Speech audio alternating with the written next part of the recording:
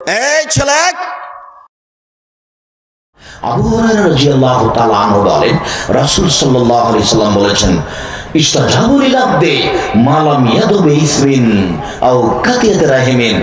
মানুষের দোয়া প্রার্থনা কবুল করা হয় যতক্ষণ পর্যন্ত মানুষ পাপের দোয়া না করে।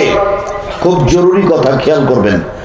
মানুষের দোয়া প্রার্থনা কবুল করা হয় যতক্ষণ পর্যন্ত মানুষ পাপের দোয়া না করে। আও কাতিয়াত রাহিমিন, সম্পর্ক ছিন্নের দোয়া না করে। মানুষ পাপের দোয়া যেমন করে, সম্পর্ক ছিন্নের দোয়াও তেমন করে। মানুষে তো বলে, আমি তো জেনা করছি, আল্লাহ কেউ যেন না দেখে। চুরি করছি, আল্লাহ কেউ যেন না দেখে। পাপের কাজেও আল্লাহকে বলে, আবার সম্পর্ক ছিন্ন করার জন্য বলে। অনেক সময় বউকে বলছে যে তোমার বাপের বাড়ি গেছিলাম, টাকা চেয়েছিলাম, ফিরে আসলাম, আল্লাহ যেন তোমার বাপের বাড়িতে আমাকে আর কোনোদিন না নিয়ে যায়। বা আপনাদের হুজুর বলছেন, মৌলানা সাহেব বলছেন, টাকা যা চেয়েছিল তা দেয়নি, তখন বলছে আল্লাহ যেন আপনাদের এখানে আর বক্তব্য দিতে না নিয়ে আসে। এমনটা হতেও তো পারে। মানে যেভাবে টাকা চাওয়ার টাকা নিয়ে নাকি বিমানে যাচ্ছে হুজুর, পড়তে পারে, এটা আমার বিশ্বাস নেই। বাস্তব মাঠে হলে হয়তো বা বোঝা যেত। আল্লাহ তুমি মাফ করো।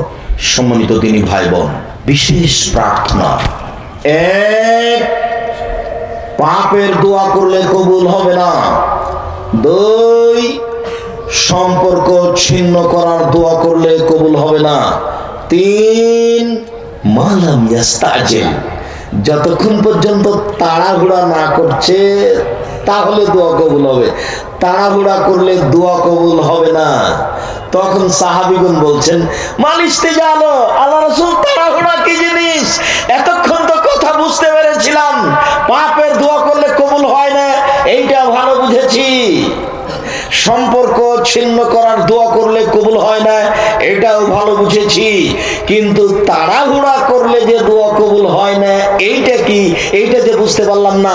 তখন রাসূল সাল্লাল্লাহু আলাইহি ওয়াসাল্লাম বলছেন, দোয়া বুঝতে পারলে না তাড়াহুড়া? তাহলে লোকটা বলে, কাদ্দাউ তো দোয়া করেছি, কত দোয়া করলাম, ফালামা ইস্তাজাবালি, কই দোয়া কবুল হয় না। ফায়াস্তাহসিরু, তারপর অলস হয়ে যায়। ফায়াদু দোয়া, তারপর দোয়া প্রার্থনা ছেড়ে দেয়। এই হলো তাড়াহুড়া করা। 10 বছর দোয়া করেছে, তার বলছে যে খুব করেছি, কবুল হয় না, বলবো না, দোয়া করবো না। মুসা আলাইহিস সালাম রাস্তা দিয়ে হেঁটে যাচ্ছিলেন, এক থাপ্পড় দিয়ে একটা লোককে মেরেছিলেন। তিনি মারার সময় বুঝতে পারেন যে লোকটা মারা যাবে।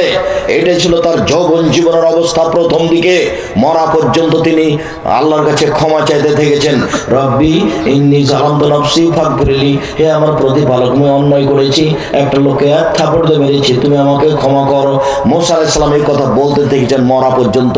বিচারের মাঠে যখন আমরা তার কাছে উপস্থিত হব, তখন তিনি বলবেন, নাফসি নাফসি, আমার যে কি হয়তো আমি নিজেই বাঁচি, নিজেই বুঝি না আমি নিজেই বাঁচি কিনা, তোমাদের কি করতে পারি। রব্বি, আমার প্রতিপালক আমার উপর রাগ করেছেন। এরকম রাগ পরেও কোনোদিন করবেন না, অতীতেও কোনোদিন করেননি। আমার যে কি হয়তো আমি নিজেই বুঝি না। সারা জীবন এই প্রার্থনা করার পরেও বিচারের মাঠে তিনি আশঙ্কা করবেন, আমার এই অন্যায় ক্ষমা হয়েছে কিনা। আর আপনি 2 বছরেই ক্লান্ত হয়ে গেলেন, 6 মাসে ক্লান্ত হয়ে গেলেন। তাহলে ভালো করে একটু বুঝেন তো, 3টি পদ্ধতিতে দোয়া কবুল হবে না। 1, পাপের দোয়া করলে। 2, সম্পর্ক ছিন্ন করার দোয়া করলে। 3, তাড়াহুড়া করলে। তাড়াহুড়া আব্দুর রাজ্জাক সাহেব আবার বলবেন, হ্যাঁ আবার বলি, মরা পর্যন্ত একটাই দোয়া করেন, কবুল না হলে। যখনই আপনি বলবেন যে খুব করেছি, কবুল হয় না, তখনই তাড়াহুড়া। রাসূল সাল্লাল্লাহু আলাইহি ওয়াসাল্লাম ওইভাবে বলছে যে কাদ্দাউ তো মালা ইস্তাজাবালি, দোয়া করলাম, কত দোয়া করলাম, কই কবুল হয় না। তখন অলস হয়ে যায়, তখন দোয়া ছেড়ে দেয়। যা হচ্ছে আমাদের।